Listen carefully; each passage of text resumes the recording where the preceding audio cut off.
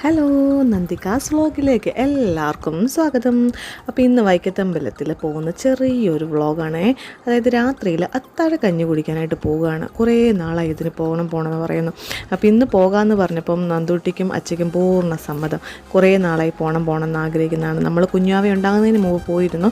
കുഞ്ഞാവ ഉണ്ടായി കഴിഞ്ഞപ്പോൾ കുറച്ച് ഗ്യാപ്പ് വന്നപ്പോൾ പോകാൻ പറ്റിയില്ല. അപ്പോൾ ഇന്ന് തന്നെ പോകാമെന്ന് വെച്ചു. അങ്ങനെ പോകാൻ റെഡിയായിട്ടിരുന്നപ്പോൾ അതേ നല്ലൊരു മഴ. പിന്നെ ഒന്നും നോക്കിയില്ല, മഴയൊന്നും നമ്മൾ നോക്കിയില്ല. അമ്പലത്തിൽ പോകണം തീരുമാനിച്ചു. അമ്പലത്തിൽ തന്നെ പോയി.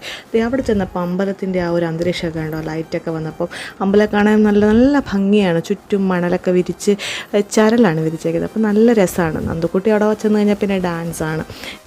അകത്ത് പൂജ നടക്കുകയാണ്, അത്താഴ പൂജ നടക്കുകയാണ്. ശേഷം ശീവേലിയാണ്. അപ്പോൾ അതുവരെ നമ്മളിങ്ങനെ അവിടെ കാത്തിരുന്നു.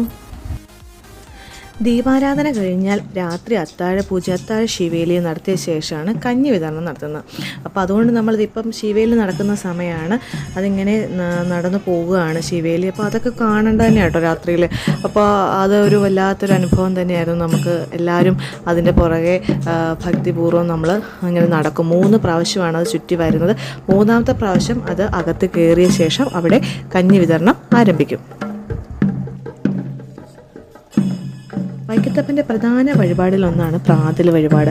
അത് നമുക്ക് ഒരു വഴിപാടുണ്ടായിരുന്നു. അത് നമ്മൾ കുറച്ച് നാൾ മുമ്പ് നടത്തുകയും ചെയ്തു. അപ്പോൾ ഇന്ന് കഞ്ഞി കുടിക്കാനായിട്ടാണ് വന്നത്. ഈ കഞ്ഞിക്ക് കാണുന്ന ക്യൂ ആണിത് കേട്ടോ. ഈ സമയത്ത് വരെ എന്താണെന്ന് നോക്കി. ഇതൊരു 8:30-ക്ക് ശേഷം നടക്കുന്ന കാര്യമാണ്. അപ്പോൾ നല്ല ക്യൂ ഉണ്ടായിരുന്നു. നമ്മൾക്ക് ക്യൂവിൽ നിൽക്കേണ്ട വന്നില്ല, കുഞ്ഞാവയൊക്കെ ഉള്ളതുകൊണ്ട്. അപ്പം ഞങ്ങളെ സീറ്റിൽ കൊണ്ടിരുത്തി. നന്ദുട്ടിയുടെ അച്ഛനാണ് ഞങ്ങൾക്ക് കഞ്ഞിയൊക്കെ മേടിച്ചുകൊണ്ട് വന്നത്.